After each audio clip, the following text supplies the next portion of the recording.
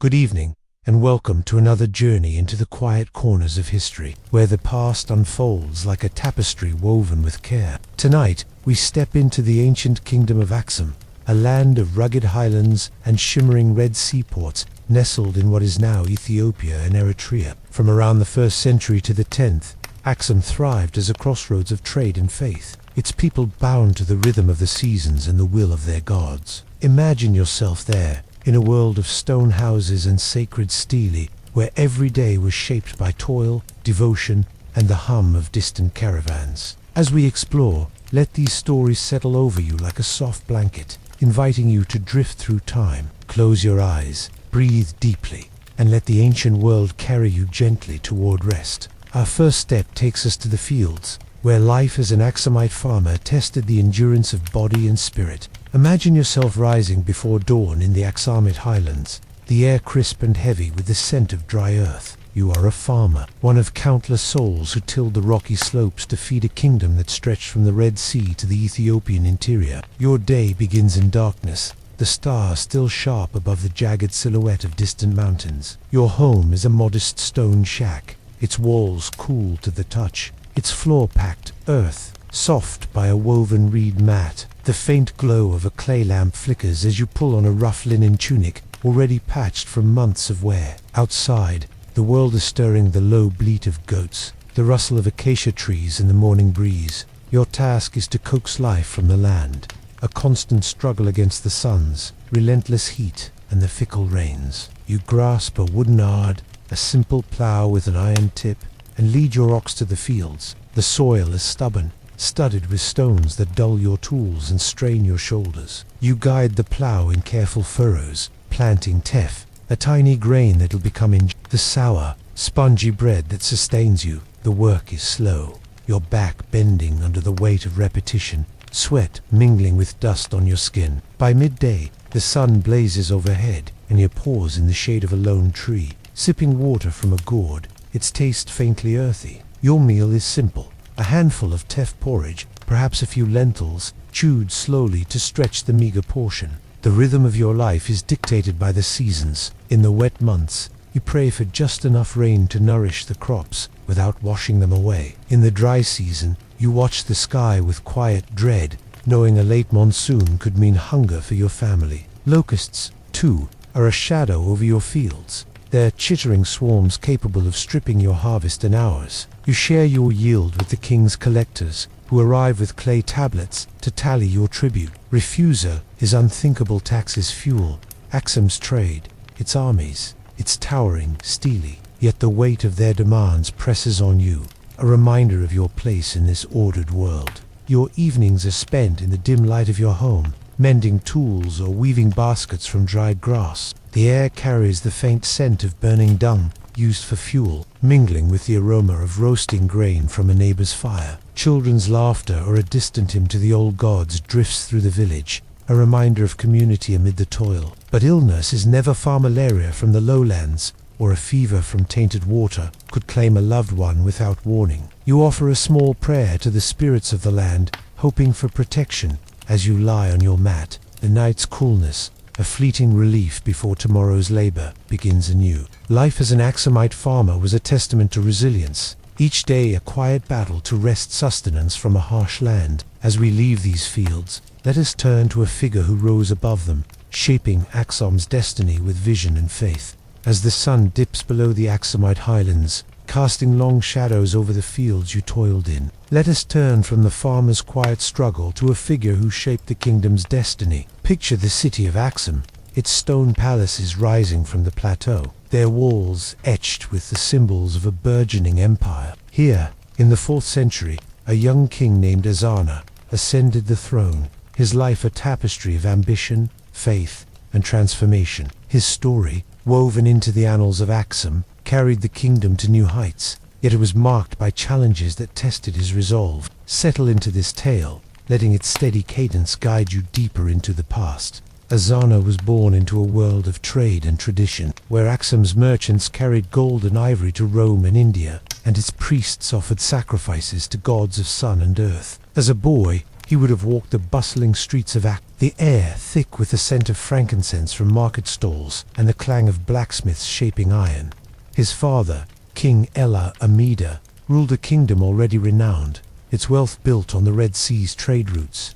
But Ezana's childhood was not one of ease. The court was a place of whispers, where advisors vied for influence and distant tribes tested Aksum's borders. Imagine him, a young prince, learning to wield a spear and read Jier's script, his days filled with lessons in governance and the weight of expectation. By his early 20s, Ezana inherited the throne, his coronation held beneath the shadow of a towering stele, a stone pillar carved with prayers to the old gods. The kingdom he ruled was vast but fragile, its prosperity tied to the fickle currents of trade and the loyalty of far-flung governors. Ezana's early reign was marked by military campaigns to secure Aksum's frontiers. He led warriors clad in linen tunics, their shields glinting in the sun, against the Bija tribes to the north, whose raids disrupted caravan routes. These conflicts were not glorious spectacles but grueling marches across arid plains, where dust-coated throats and the clash of spears left lives quietly lost.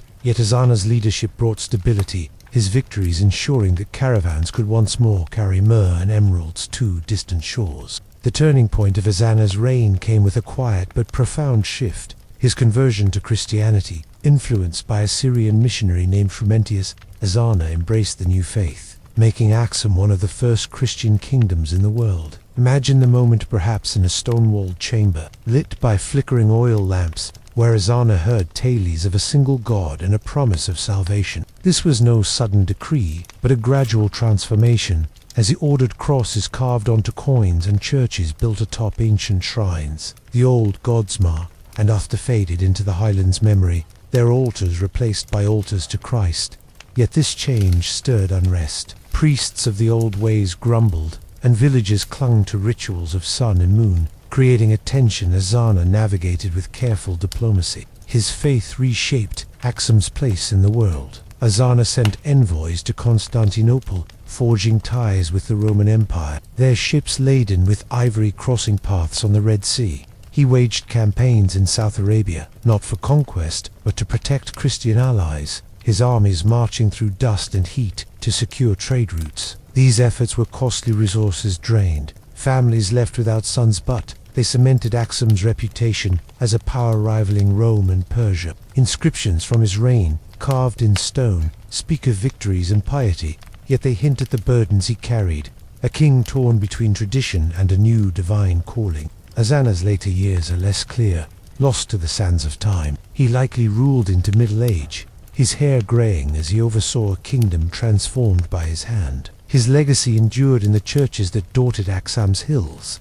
their chants echoing through the centuries, as you imagined him standing atop a palace balcony, gazing over fields and stele. Let his story settle over you, a tale of a man who bridged worlds, his triumphs and struggles a quiet rhythm in the night. As Ezana's reign fades into history's embrace, we turn to a mystery that has puzzled scholars for centuries, the towering stele that still stand in Aksum's fields, silent sentinels of a forgotten purpose.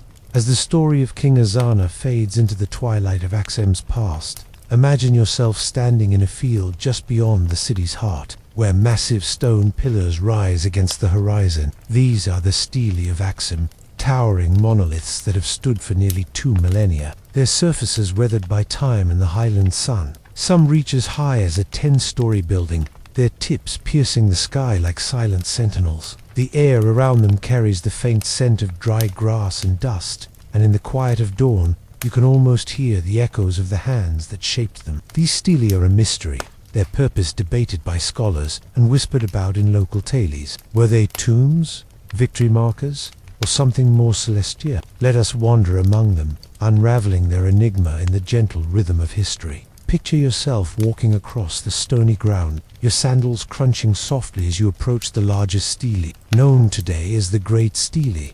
It stands over 80 feet tall, though it lies broken, its fragments scattered like a giant's fallen spear. Carved from a single block of granite, its surface is etched with intricate pattern rows of false windows, mimicking the timbered houses of Aksum's elite. The precision is astonishing, each line chiseled with tools of bronze and stone, the work of countless laborers under the relentless sun. You can imagine their calloused hands, the clink of chisels, and the creak of ropes as they hauled these stones from quarries miles away. The effort was monumental, a testament to Aksum's ambition, yet the great stele never stood upright for long. Its collapse, perhaps during erection, remains a quiet tragedy etched into the earth. Other steles still stand, their bases anchored deep in the soil. Some are topped with crescent moons, symbols of Aksum's pre-Christian gods, while later ones bear crosses, reflecting Azana's Christian turn. As you trace your fingers along their weathered edges, you sense the weight of their creation. Workers toiled for years, their lives consumed by the task, their sweat mingling with the dust. The stele were not mere decorations, they marked something profound. Archaeologists suggest they stood over royal tombs, housing the remains of kings like Azana, their underground chambers filled with gold and ivory. Yet no bodies have been found in many, leaving questions unanswered. Were they emptied by looters, or were the stele symbolic, meant to honor the dead without holding them? Another theory whispers of a celestial purpose. The stele's alignment catches the Isam point toward the solstice or key stars, like those the Aksumites used to time their planting. Imagine priests standing here at dusk, their robes fluttering, observing the heavens to guide the kingdom's rituals. The crescent moons atop older stele evoke Ma, the god of the moon, suggesting a link to ancient worship. Yet the shift to crosses hints at a blending of faiths, as Christianity reshaped Aksum's skyline. The stele could have been a bridge between earth and sky, a way to mark time or appease divine forces. You can almost feel the weight of those moments, the soft chants of priests mingling with the bleat of distant goats. Local legends offer another layer. Elders in Aksum's villages speak of the stele as gifts to the gods, erected to ensure prosperity or ward off calamity. Some say they were raised by giants, a poetic nod to their sheer scale. These stories, passed down through generations, carry the hum of oral tradition, their truth softer than stone but no less enduring. As you stand among the stele, the wind carries a faint chill, and the silence feels alive with questions. Why did the Aksumites pour such effort into these pillars? Why did some fall, while others endure? The answers lie buried, perhaps in the soil beneath your feet, or in the faded memories of a kingdom long past. The stele remain, silent and steadfast, their mystery a quiet invitation to wonder. As we leave this field of stone, let us step into the world of those who stood above the farmers, the merchants whose wealth fueled Aksum's glory. As the enigmatic stele fade into the highland haze, imagine yourself stepping away from the farmers' rocky fields and the silent stones of Aksum's past. Now, picture a different life, one of wealth and movement, where the air hums with the clink of coins and the scent of exotic spices. You are an Aksumite merchant, a member of the elite whose trade fueled the kingdom's glory from the 1st to the 10th century. Your world is one of stone villas, bustling ports, and far-reaching caravans, yet it is not without its burdens. Settle into this quieter rhythm, where the pulse of commerce and the weight of responsibility blend, carrying you deeper into the ancient world. Your day begins in a spacious home on the outskirts of Aksum, its walls built of smooth-hewn stone, cool against the morning air. The floor is swept clean, adorned with woven mats, dyed in soft ochre and indigo. You rise from a low wooden bed, its frame carved with simple geometric patterns, and don a fine linen robe, its hem embroidered with threads traded from distant India. The scent of honey wine lingers from last night's meal, served in a clay goblet etched with crosses, a nod to the Christian faith that now shapes the kingdom. Your household stirs servants grind teff in the courtyard, their pestles tapping a steady rhythm, while the faint bleat of goats drifts from a nearby pen. Your wealth comes from trade, the lifeblood of Aksum, and your mornings are spent planning. You sit at a low table, its surface strewn with clay tablets, scratched with GS script, tallying shipments of ivory, frankincense, and gold. The air carries the faint musk of myrrh, stored in sealed jars for the next caravan. You meet with partners, their voices low and deliberate, as you negotiate deals to send goods to Rome, Persia, or the ports of South Arabia. The Red Sea is your lifeline, its turquoise waters carrying your ships to Agilis, Aksum's thriving port. But the sea is unpredictable. Storms can sink your cargo, and pirates lurk near the horizon, their dhows a silent threat. Each venture is a gamble, your fortune tethered to the winds and waves. By midday, you walk to the market, your sandals slapping against the packed earth. The bazaar hums with life merchants hawk ostrich feathers, their vibrant plumes catching the sun, while others offer tortoise shells or shimmering emeralds from the south. The air is thick with the tamps of salted fish, the sweetness of dates, and the sharp bite of incense burning at a nearby shrine. You barter with a trader from Himyar, exchanging your ivory for their saffron, your words measured to mask your eagerness. The crowd presses close, a weave of linen tunics and jingling bracelets, but you remain vigilant. Pickpockets blend into the throng, and a bad deal could tarnish your name. Your status brings privilege, but also duty. You host feasts for fellow merchants, serving roasted kid and injera spread with spiced lentils, the table lit by oil lamps, casting soft shadows on the walls. These gatherings are not mere indulgence. They are where alliances are forged, and news of distant markets is shared. Yet the king's officials watch closely, their tablets ready to record your taxes, a portion of your wealth claimed for Aksum's churches and armies. Displeasing the court could mean losing favor, or worse, your trading rights. You also fund local monasteries, your gold supporting monks who pray for your soul, their chants a faint echo in the evening air. As night falls, you retire to your villa, the air cooling as stars emerge above the highlands. Your life is one of luxury compared to the farmer's toil, but it is not without strain. The weight of each shipment, the risk of loss, and the need to maintain your standing keep you ever watchful. You lie on your bed, the distant call of a nightbird mingling with the rustle of palm frond, and reflect on the delicate balance of your world. Aksum's wealth flows through your hands, but it is a fragile thread eagerly snapped by misfortune. As the merchant's world of trade and negotiation settles into the night, let us turn to a craft that defined Aksum's prestige, a quiet art that gleamed in the markets and courts. As the merchant's bustling world fades into the quiet of an Aksumite evening, imagine yourself stepping into a different corner of this ancient kingdom. Picture a small workshop in the heart of Aksum, its stone walls warmed by the glow of a charcoal brazier. The air carries the sharp tang of molten metal and the earthy scent of clay molds, mingling with the distant murmur of a marketplace winding down. You are an artisan, a master of minting coins, crafting the gleaming gold,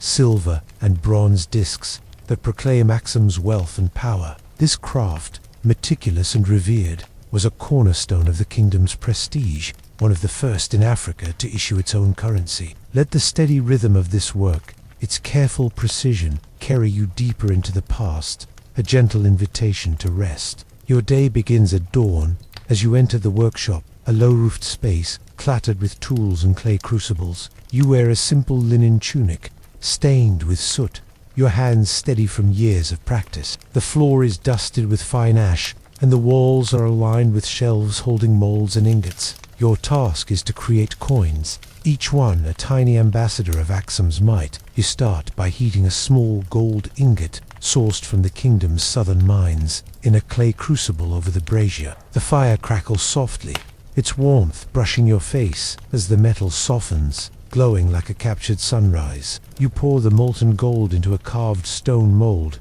your movements deliberate, the liquid metal hissing as it settles. The molds are your pride, each one painstakingly carved with symbols of Aksum's identity. One side bears the king's profile, perhaps Azana himself, his crown and scepter etched in miniature, a testament to divine rule. The other side carries a cross, a nod to the kingdom's Christian faith, or, in earlier times, a crescent moon honoring the old god Ma. You work with a fine chisel, your fingers tracing the GS script that spells out the king's name or a blessing. The air is heavy with the scent of cooling metal, and the repetitive tap of your hammer against the mold creates a soothing cadence, like a heartbeat in the quiet workshop. Each coin must be perfect, its weight exact to ensure trust in Aksum's markets and beyond. You weigh the cooled discs on a small balance, its pan swaying gently as you add or shave slivers of metal. A flawed coin could disrupt trade, angering merchants who carry these discs to Rome or India, where they're exchanged for silk or spices. You polish each one with a soft cloth, their surfaces catching the light, their edges smooth against your fingertips. The work is slow, requiring patience that borders on meditation. Hours pass unnoticed, the world outside fading as you focus on the gleam of gold, the faint clink of coins stacking in neat rows. Your craft is not solitary. Apprentices move quietly around you, fetching charcoal or cleaning molds, their soft footsteps blending with the workshop's hum. Occasionally, a royal official visits, his cloak sweeping the floor, inspecting your work to ensure it meets the king's standards. These coins are more than currency. They are symbols of Aksum's reach, carried across deserts and seas, handled by traders who marvel at their craftsmanship. Yet the work is taxing your eyes strain in the dim light. Your hands ache from gripping tools, and the brazier's heat leaves you parched. At day's end, you step outside, the cool highland air a relief, the stars above mirroring the glint of the coins you've crafted. As you rest, the weight of your role settles over you. Your coins bind Aksum to the world, a quiet legacy forged in fire and care. Their shine endures, even as the kingdom's memory fades. As the gleam of Aksum's coins lingers in the workshop's glow, let us turn to a monument that stood at the heart of the kingdom, a sacred space of stone and faith. As the glow of the coin minter's workshop fades into the quiet of an Aksumite evening, imagine yourself stepping away from the city's bustle, your path leading upward into the rugged highlands. Picture a rocky plateau, where the air is thin and cool, scented with wild thyme and the faint dust of eroded stone.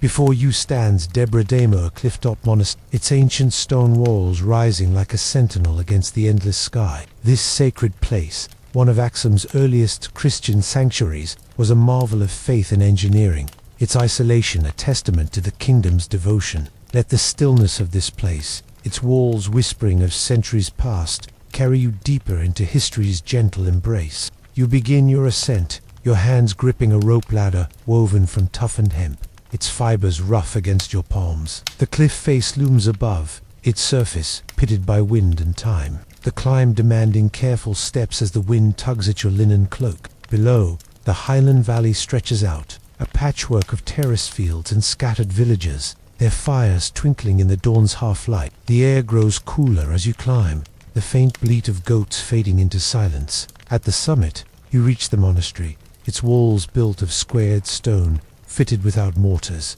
their edges soft by centuries of weather. The structure is simple yet imposing, its low roof, thatched with dried grass, blending into the cliff's rugged crest. Step inside, and the world shifts. The interior is dim, lit only by slivers of light filtering through narrow windows, casting soft patterns on the stone floor. The air is heavy with the scent of frankincense, burned in small clay censers, its smoke curling upward like a prayer. The walls are adorned with faint traces of early Christian fresco crosses and saints painted in ochre and indigo, their colors faded but enduring. You can almost hear the soft shuffle of monks' sandals, their robes brushing the floor as they move in quiet reverence. The space feels alive, its silence a canvas for the chants that once echoed here, their melodies rising and falling like the rhythm of breath. Debre Damo was more than a monastery. It was a refuge, built in the 6th century, perhaps during Azana's Christianizing reign or soon after. Its cliff-top perch was no accident. Its isolation protected monks from raiders and preserved their sacred solitude. Imagine the laborers who built it, hauling stones up the sheer cliff, their ropes creaking under the weight. The work was slow, each block set with precision, the builder's hands guided by faith as much as skill. The monastery's design reflected Aksum's blend of cultures. Its stonework echoed local traditions, while its crosses and altars spoke of a faith imported from distant Rome. You can picture the monks at work, copying scriptures onto parchment, their quills scratching softly, preserving texts that tied Aksum to a wider Christian world. The monastery was a place of pilgrimage, drawing devotees who braved the climb to pray or seek healing. You might have stood among them, your head bowed as a monk offered a blessing, the air thick with the murmur of Jia's prayers. The space was not grand like Aksum's palaces, but its simplicity held a quiet power, its walls a shield against the chaos of the world below. Yet life here was not without hardship. Monks relied on supplies hauled up the cliff, their diet sparse barley, bread and water flavored with herbs. Storms could batter the plateau, and the isolation weighed on even the most devout. As you stand in the monastery's shadow, gazing out over the highlands, you feel the weight of its Debre Damo stood as a beacon of Aksum's faith, its stones holding the memory of a kingdom that bridged continents and creeds. Its silence invites you to linger, to let its stories settle over you like a soft veil. As the sacred stones of Debre Damo fade into the highland dusk. Let us turn to the vibrant pulse of Aksum's trade, where merchants met in a port alive with the world's riches. As the sacred solitude of Debra fades into the highlands' quiet embrace, imagine yourself descending from the cliffs, your path winding toward the coast, where the Red Sea glimmers under a relentless sun. You arrive at Agilis Aksum's bustling port, a gateway where the kingdom's wealth flowed in and out like the tides. The air is thick with the briny scent of salt water, mingled with the sharp tang of drying fish and the sweet aroma of frankincense bales stacked on the docks. You are a trader in this vibrant hub, navigating the chaos of commerce in the first 10th centuries, where every deal carries the promise of fortune and the shadow of risk. Let the steady hum of this port, its voices and rhythms, carry you deeper into the ancient world, a gentle invitation to rest. Picture yourself standing on the bustling waterfront, your sandals gritty with sand and salt. The harbor is alive with movement. Wooden dhows bob gently, their sails furled, while laborers haul and ferry of olive oil and baskets of ostrich feathers. The sun beats down, warming the stone quays, and the air hums with voices in Greek and Arabic, a chorus of traders from Rome, Arabia, and India. You wear a loose linen tunic, its hem damp from sea spray, and carry a leather pouch heavy with Aksumite coins, their gold glinting as you barter. Your trade is in ivory, sourced from the southern hinterlands, its smooth tusks prized by distant artisans. You haggle with a Himyarite merchant, his turban bright against the crowd, offering your ivory for their saffron and myrrh, your voice calm but firm to mask the stakes. The port is a tapestry of scents and sounds. Stalls line the quay, their awnings flapping in the breeze, offering piles of shimmering tortoise shells and bundles of cinnamon bark. The clatter of clay jars, the creak of ropes, and the low bellow of oxen pulling carts blend into a soothing rhythm like the pulse of the sea itself. You pause to sip water from a clay cup, its coolness a fleeting relief, and nibble on a piece of injera, its sour, tense sharpened by a dab of spiced lentils. But vigilance is constant. Pickpockets weave through the crowd, their hands swift as shadows, and a careless deal could cost you months of profit. The king's officials linger nearby, their tablets ready to record taxes, ensuring Aksum's coffers grow with every transaction. Your days are shaped by the tides and seasons. In the monsoon months, ships arrive laden with silk from India or wine from Rome, their crews weary but eager to trade. You inspect their goods under the shade of a palm canopy, running your fingers over the smooth weave of fabric or sniffing the pungent aroma of imported spices. But the sea is treacherous. Storms can swallow a ship whole, leaving your investments lost to the waves. Pirates to haunt the horizon, their swift boats a silent threat to unguarded vessels. You rely on gossip from sailors, their tales of distant ports shared over cups of barley beer, to plan your next venture. A good season could see your wealth grow, enough to buy a stone house in a bad one could leave you bartering scraps to survive. As evening falls, the port quiets, the sky turning a soft amber over the Red Sea. You linger by the docks, the air cooling as the scent of burning incense drifts from a nearby shrine. The day's deals replay in your mind, each coin exchanged, each bargain struck, a thread in Aksum's vast web of trade. You return to a modest inn, its walls of mud brick, cool to the touch, and rest on a woven mat, the distant lapping of waves, a gentle lullaby. Your life is one of motion and calculation, a delicate balance between risk and reward, tying Aksum to the world beyond. As the vibrant hum of Agilis port set us into the night, let us turn to a story that wove Aksum into legend, a tale of a queen whose journey echoed across time. As the bustling port of Agilis fades into the twilight, its waves lapping gently against the shore, imagine yourself leaving the salty air of the docks behind. Picture a quiet evening in Aksum, where the highlands stretch under a starlit sky, the air cool and scented with the faint smoke of village fires. You sit by a flickering oil lamp, its light dancing on the stone walls of a modest home, as an elder begins to weave a tale. This is the story of the Queen of Sheba, a legendary figure whose journey to Jerusalem, as told in the Kebra Nagast Aksum's sacred chronicle, binds myth and history in a tapestry of wonder. Let the gentle cadence of this story, its blend of faith and mystery, carry you deeper into the past, a soft invitation to rest. The Kebra Nagast, or Glory of the Kings, is Aksum's cherished text. its verses passed down through generations, blending Christian devotion with ancient lore. As you settle into the tale, imagine the elder's voice,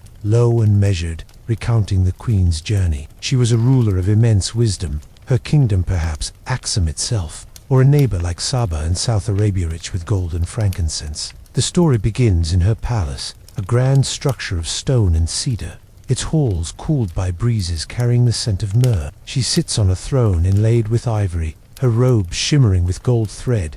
Her advisors gathered to hear tales of a distant king named Solomon, whose wisdom rivaled her own. Drawn by his fame, the queen embarked on a journey, her caravan stretching across deserts and mountains. Picture her procession, camels laden with spices and jewels, their hooves kicking up dust, the air heavy with the creak of wooden carts and the jingle of harnesses. Her attendants, clad in linen, fanned her with ostrich plumes, their movements slow under the sun's weight. The journey was long, spanning months across arid lands, the nights spent in tents where the air was thick with the scent of burning resin. You can almost feel the rhythm of the march, the steady plod of hooves, the soft murmur of prayers to guide them safely. Upon reaching Jerusalem, the queen met Solomon, their meeting a dance of intellect and diplomacy. The Kebra describes their exchanges not as fiery debates, but as thoughtful conversations, each question a step toward mutual respect. She gifted him gold,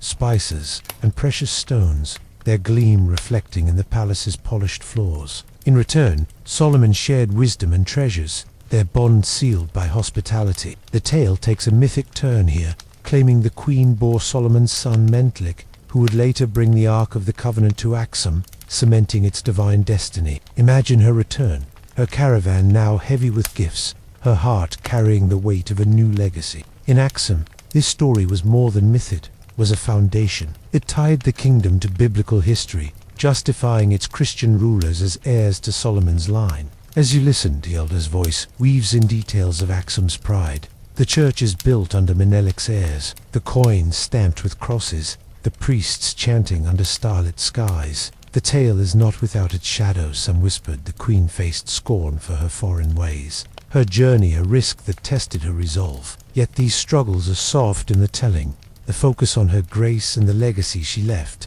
The Kebra Nagast endures in Ethiopia's memory, its verses still sung in churches, their words a bridge between Aksum's past and present. As the elder's voice fades, you lie back on a woven mat, the night air cool, the story settling over you like a familiar lullaby. The Queen of Sheba's journey, real or mythic, wove Aksum into the fabric of the world. As the Queen's legend lingers in the Highland night, let us turn to the lives of those who shaped Aksum society, the women whose strength and skill sustained its heart. As the mythic tale of the Queen of Sheba fades into the starlit quiet of an Aksumite night, imagine yourself lingering in a highland village, where the air carries the faint scent of roasting teff and the distant murmur of voices. The glow of oil lamps spills from stone houses, casting shadows on the packed earth. Here, in the heart of Aksum society, from the first 2 10th centuries, women wove the threads of daily life, their roles as vital as the merchant's gold or the priest's prayers. From market vendors to noblewomen,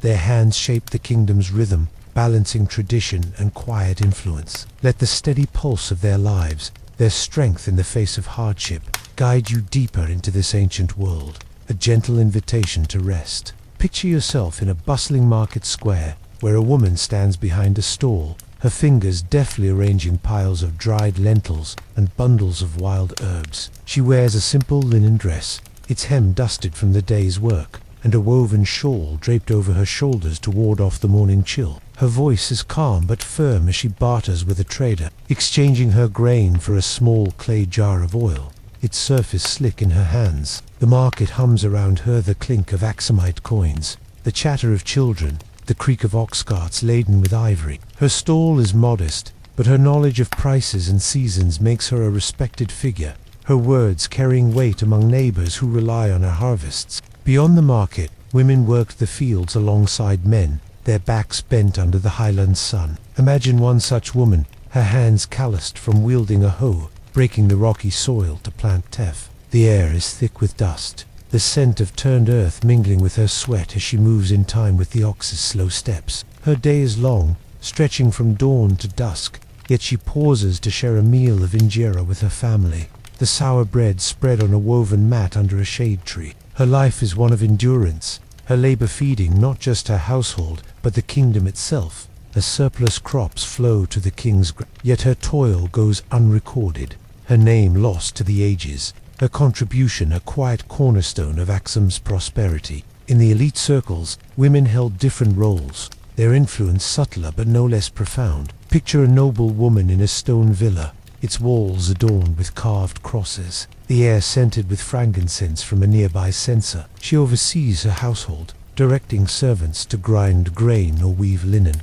Her commands soft but authoritative. Her robes are finer, dyed with imported indigo, and her neck bears a necklace of gold beads, a gift from a merchant husband. She might fund a church, her wealth supporting monks who pray for her soul, their chants drifting through the evening air. Some noble women, like the legendary Candaces of Aksum's southern neighbors, even led armies or advised kings, their voices shaping treaties or temple rites. Yet even these women faced constraints. Marriage bound many to alliances, their dowries of land or gold-sealing ties between families. Illness, too, was a constant shadow. Fevers from the lowlands could claim a child or sister, leaving grief to settle like dust. Women turned to healers, often other women who mixed herbal brews and whispered prayers to Saint Mary, blending Christian faith with old rituals. Imagine one such healer, her hands stained with crushed herbs, tending a fevered child by lamplight, her knowledge passed down through generations. Her work,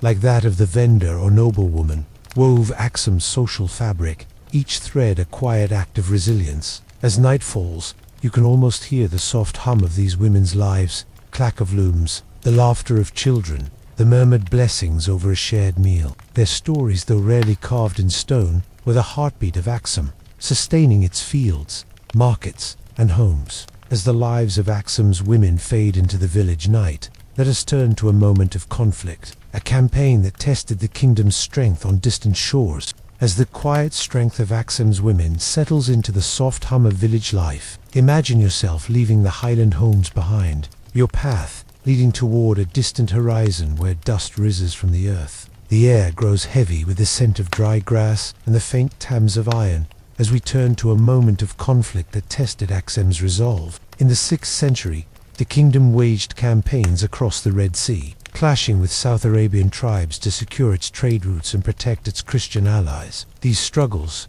precursors to later battles like Odwa, were not grand spectacles but grueling tests of endurance, their outcomes shaping Aksum's place in the world. Let the steady rhythm of this tale, its weight softened by time, carry you deeper into history's gentle embrace. Picture yourself standing on a rocky plain in South Arabia, the sun blazing overhead, its heat radiating from the cracked earth. You are among Aksum's warriors, sent by the king, perhaps Caleb, Azana's successor, to defend Christian communities and secure the trade routes that carried frankincense to Aksum's ports. Your linen tunic clings to your skin, damp with sweat, and you grip a wooden spear, its iron tip glinting faintly. The army is modest, a mix of highland farmers and trained soldiers, the shields of hide and wood strapped to their arms. The air carries the low murmur of commands and jeers, mingled with the creak of leather sandals and the snort of horses tethered nearby. The campaign began months ago, when Aksum's ships crossed the Red Sea,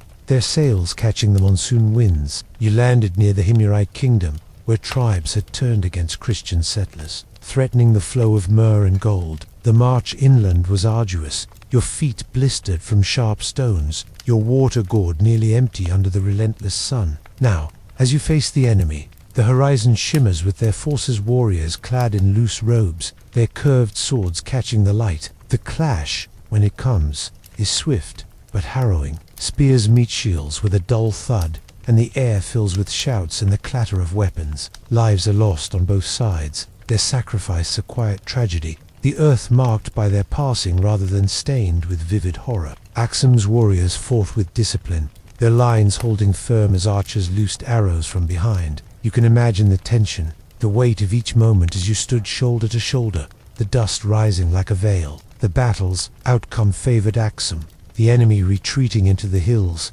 their resolve broken. But victory came at a cost. Many of your comrades did not return, their absence felt in villages far across the sea. The campaign secured the trade routes, ensuring caravans could move freely, their camels laden with spices that would reach Rome and India. Yet the effort drained Aksum's resources. Its treasury stretched to maintain garrisons in foreign lands.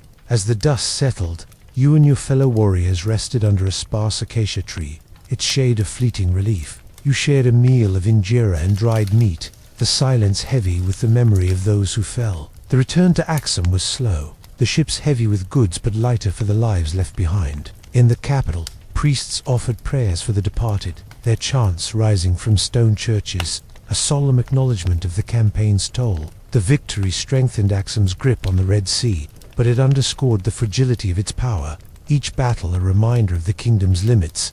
As you lie back under the Arabian stars, the night air cool against your skin, the campaign's echoes fade into a quiet resolve. Aksum endured, its trade routes preserved, but the cost lingered in the hearts of those who fought. As the echoes of this distant campaign fade into the night, let us turn to the quiet arts of healing, where Aksems, monks, and herbs soothed both body and soul. As the healing chants of Aksum's monks fade into the highland night, imagine yourself stepping from the monastery's stone walls into the heart of the city, where the air is cool and scented with the faint dust of ancient streets. Picture a quiet chamber, its walls lined with wooden shelves, once heavy with scrolls and tablets inscribed in the curling script of G. This was the library of Aksum, a repository of the kingdom's knowledge from the first 2/10th centuries, now lost to time. Its contents, histories, trade records, and Christian hymns remain a mystery, their absence a silent question mark in the story of a great civilization. Let the gentle enigma of this lost library, its whispers of forgotten wisdom, carry you deeper into the past, a soft invitation to rest. You stand in the imagined chamber, the floor of packed earth cooled beneath your feet, the air tinged with the musty scent of aged parchment and the faint smoke of oil lamps. The library, likely housed in a palace or church, was a place of reverence, where monks and scribes worked in hushed concentration. Picture a scribe at a low table, his reed pen scratching softly as he copies a hymn onto a goatskin scroll, its surface smoothed with pumice. The light flickers, casting shadows on the walls, where clay tablets and rolled manuscripts rest in neat rows. These texts were the kingdom's memory, recording the reigns of kings like Azana, the routes of caravans to India, or the prayers chanted in Aksum's churches. The library's contents were vast, or so the fragments suggest. Some scrolls likely held chronicles of Aksum's rise, detailing victories over Arabian tribes, or the conversion to Christianity. Others recorded trade lists of ivory shipped to Rome, or spices bartered in a Gelis port, their quantities etched in precise Ge'ez numerals. There may have been translations of Greek or Coptic texts, brought by missionaries, their pages blending Aksum's faith with the wider Christian world. Imagine the scribe's careful hand, dipping his pen in ink made from charcoal and gum, his strokes preserving stories of the Queen of Sheba, or the rituals of old gods like Ma. The work was slow, each page a labor of ours, the air heavy with the scent of drying ink and wax seals. Yet this library is lost, its fate a puzzle that lingers in the highland dust. Some say it was housed in a church, perhaps near Debra-Damo, its scrolls burned when invaders swept through in later centuries. Others suggest it lay in Aksum's royal palace, its contents scattered as the kingdom declined, looted by traders or buried under shifting sands. A few fragments survive stone inscriptions or scraps of Ge'ez text, but they hint at a wealth of knowledge now gone. Were there maps of Red Sea routes, their lines tracing paths to distant ports? Did poems or philosophies rival those of Greece? The silence of the lost library invites speculation, its absence a quiet ache in the historical record. You can picture the scribes at work, their robes brushing the floor, their faces lit by the soft glow of lamps. They wrote for posterity, unaware that their words would fade. Villagers, too, relied on these texts, their laws and rituals preserved in the library's care. As you stand in this imagined chamber, the air still, you feel the weight of what was lost, stories, wisdom, the heartbeat of a kingdom. Local elders still speak of hidden manuscripts, buried in caves or guarded by monks. Their tale is a faint echo of the library's glory. The mystery endures, a gentle riddle that settles over you like a dream. As the lost library's whispers fade into Aksum's night, let us turn to a vibrant moment of celebration where the kingdom honored its faith with light and song. As the mystery of Aksum's lost library fades into the quiet shadows of the city, imagine yourself stepping out into a highland evening where the air is cool and fragrant with the scent of burning incense and blooming jasmine. The streets of Aksum in the first 10th centuries come alive with the glow of torches and the murmur of voices raised in song. You are part of a festival honoring St. Mary, a cornerstone of Aksum's Christian faith, where villagers and nobles gather to celebrate with prayers, processions, and shared offerings. This sacred moment, vibrant yet serene, binds the community in devotion. Let the gentle rhythm of this festival, its lights and chants, carry you deeper into the ancient world, a soft invitation to rest. Picture yourself standing in a crowded square near a stone church, its walls etched with crosses, its roof thatched with dried grass. The sun has just set,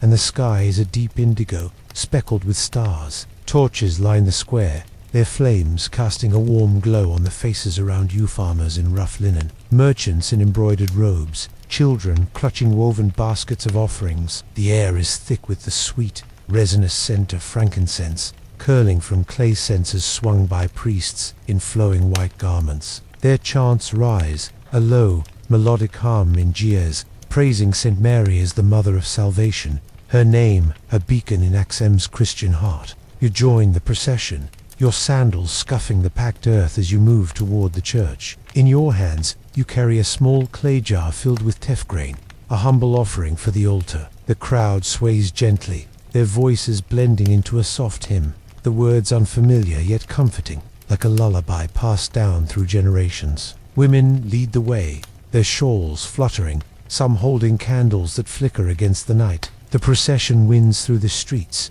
passing stone houses where families watch from doorways, their oil lamps casting pools of light. The air carries the faint crunch of footsteps and the rustle of linen, a rhythm as steady as the heartbeat of the kingdom. Inside the church, the atmosphere shifts. The walls are cool, the air heavy with the scent of wax and myrrh. A priest stands before a wooden altar, draped in embroidered cloth, his hands raised as he blesses the offerings, baskets of injera, jars of honey, and sprigs of wild herbs. You place your jar among them, its weight a small act of faith, and step back to join the congregation. The chants grow softer, their cadence soothing, as the priest recites prayers for protection and prosperity. The light from dozens of candles dances on the walls, their glow reflecting off carved crosses, creating a sense of timeless reverence. You can almost feel the warmth of the community, their shared devotion, a quiet strength. The festival is not all solemnity. Outside, the square fills with music, a low drumbeat,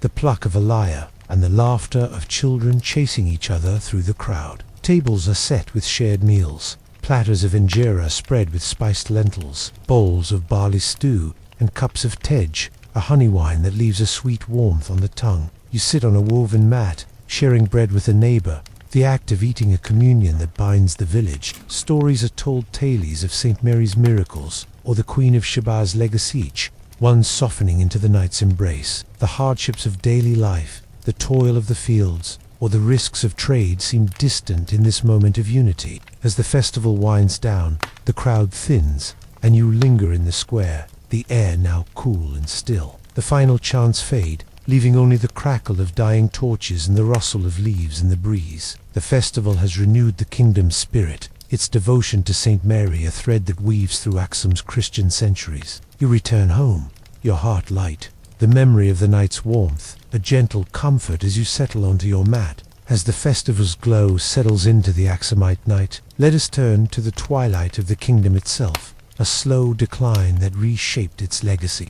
As the warm glow of the festival for St. Mary fades into the quiet of an Aksumite night, imagine yourself standing on a hill overlooking the kingdom's capital, where stone palaces and towering stelae catch the last light of dusk. The air is cool, scented with the faint dust of eroded paths and the distant smoke of village fires. From the 7th to 8th centuries, Aksum, once a beacon of trade and faith, began to fade, its power waning under the weight of shifting climates, rival empires, and fading trade routes. This slow decline, a gentle unraveling of a great civilization, reshaped the Horn of Africa. Let the soft cadence of this story, its quiet ebb and flow, carry you deeper into history's embrace, a gentle invitation to rest. Picture the city of Aksum in its twilight years, its streets still bustling but quieter now, the hum of merchants and pilgrims soft by time. The markets, once overflowing with ivory and frankincense, see fewer caravans, their camels trudging wearily under lighter loads. The Red Sea, Aksum's lifeline, grows less reliable as Arab traders rise in the north, their ships diverting goods to new ports in the Persian Gulf. The air carries the scent of drying teff and the faint temps of salt from distant Agilis, but the harbor's docks are less crowded, the creak of ships' timbers less frequent. You can imagine walking these streets, your sandals scuffing the worn stones, sensing a change in the kingdom's rhythm. The decline began subtly, rooted in the land itself. The highlands, where farmers like you once toiled, faced shifting rains. Monsoons grew erratic, leaving fields parched or flooded, the soil less yielding to the plough. Terraces that once bloomed with teff and barley produced thinner harvests, and villages struggled to fill the king's granaries. The scent of dust lingered longer, the earth cracking under the sun's unyielding gaze. Families tightened their belts, their meals of injera and lentils stretched thin, the quiet gnaw of hunger, a constant companion. The kingdom's wealth, built on surplus, dwindled, and the gold coins that once gleamed in markets became rarer, their minting slowed by strained treasuries. Beyond the land, external pressures mounted. The rise of Islam in the 7th century reshaped trade, as Arab merchants forged new routes, bypassing Aksum's ports. The Red Sea, once a highway of commerce, saw fewer Roman or Indian ships, their sails replaced by those of rival powers. You can picture the merchants in Agilis, their faces lined with worry, counting fewer profits as foreign traders turned to Jeddah or Busra. Aksum's kings, still crowned beneath the stele, sent armies to protect their interests, but these campaigns drained resources. The memory of victories, like those against South Arabian tribes, faded as garrisons returned with fewer men, their absence felt in the quiet of highland homes. Internal struggles added to the strain. Rival nobles vied for power, their disputes fracturing the unity Azana had forged. Churches, once symbols of strength, became points of contention as local leaders challenged the crown's authority. The air in Aksum's palaces grew heavy with whispered plots, the clink of goblets at feasts masking tensions. The monasteries, like Debred Damo, remained sanctuaries, but their monks prayed for a kingdom slipping from its peak. The Christian faith endured, its chants echoing through stone chapels, but the kingdom's reach shrank, its borders pressed by neighboring tribes emboldened by Aksum's weakness. By the 8th century, Aksum retreated inland, its capital diminished, its ports like Agilis abandoned to the sands. The stele stood silent, their shadows longer as the city's pulse slowed. Yet this decline was not a sudden fall but a gradual fading, like a fire burning low. Villages persisted, their farmers still tilling the earth, their lives adapting to a quieter world. The legacy of Aksum's trade, faith, and art lingered, carried forward by the people who remained. Pause, music softens, evoking a gentle fade like the settling of highland dust. As Aksum's twilight settles over the highlands, let us turn to the enduring traces of its legacy, echoes that resonate in the modern world. As the twilight of Aksum's decline settles over its quiet highlands, imagine yourself standing once more on a hill overlooking the ancient capital. The air is cool, scented with the faint dust of stone and the sweet bloom of wildflowers carried on the evening wind. The stele, those towering sentinels, cast long shadows across the fields, their weathered surfaces a testament to a kingdom that once bridged continents. From the 1st to 10th centuries, Aksum's farmers, merchants, and monks wove a legacy that endures, its threads woven into the fabric of modern Ethiopia and Eritrea. As we reflect on these echoes, let their gentle resonance, their quiet connection to our world, carry you toward rest, a final invitation to drift into the past. Picture the highlands today, where the stone churches of Aksum still stand, their walls echoing the faith that Azana embraced. The chants of Giez, the ancient script you heard scratched onto coins and scrolls, still fill the air during festivals, their cadence unchanged across centuries. In modern Ethiopia, priests in white robes, much like those of Aksum's monks, lead processions for St. Mary, their voices rising in the same hymns that once echoed in Debre Damo.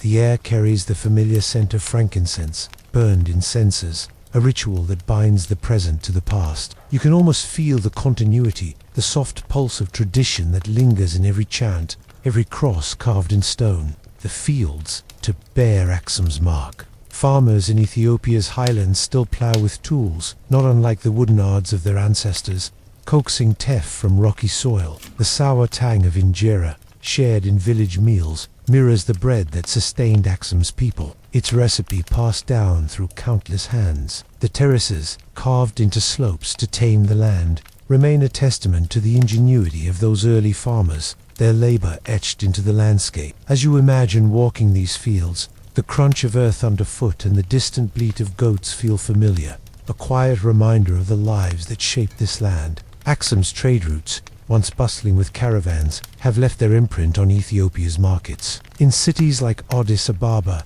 vendors barter spices and textiles, their stalls reminiscent of Agala's vibrant port. The gold coins, so carefully minted in Aksum's workshops, inspired a tradition of craftsmanship, seen today in Ethiopia's intricate silver jewelry and woven baskets. The Red Sea, though no longer Aksum's lifeline, remains a highway for trade, its shores linking Ethiopia to the world, just as merchants once carried ivory to Rome and India. The air in these markets carries the same scent, cinnamon, myrrh, and roasted coffee, a sensory bridge to the past. The Kebra Nagast, with its tale of the Queen of Sheba, endures as Ethiopia's national epic, its verses recited in churches and schools. This story, blending myth and history, reinforces the pride of a nation that sees itself as heir to Aksum's divine legacy. The churches of Lalibela, carved from rock in later centuries, echo Aksum's stone sanctuaries, their builders inspired by the same faith that raised Debre Damo.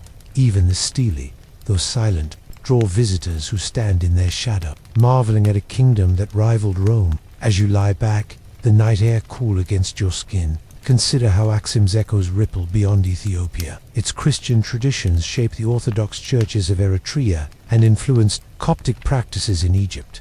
Its trade networks laid the groundwork for East Africa's global connections, a legacy felt in the ports of Djibouti and Somalia. The quiet resilience of Aksum's people, their farmers, healers, and storytellers' lives, on in the rhythms of modern life, a testament to their enduring spirit. Let this reflection settle over you, like a soft blanket draped across the highlands. Aksum's world, though distant, is not so far from ours. Its story is a gentle lullaby that ties the ancient to the present. As you drift, the hum of history carries you toward sleep, the past a comforting whisper in the night. And so, our journey through the ancient kingdom of Aksum comes to a close, its fields, ports, and churches fading into the quiet of history, from the toil of the farmer, bending under the highland sun, to the gleaming coins of the minter.